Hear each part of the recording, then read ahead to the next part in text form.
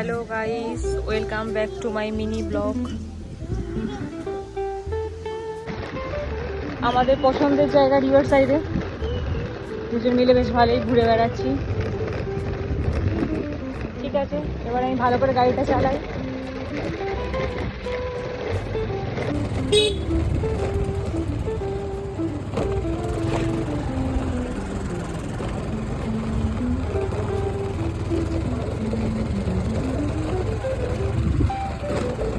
কি দারুণ ওয়েদার আজকে। তো আমি আর মা দুজন মিলে ঘুরতে বেরিয়ে পড়েছি।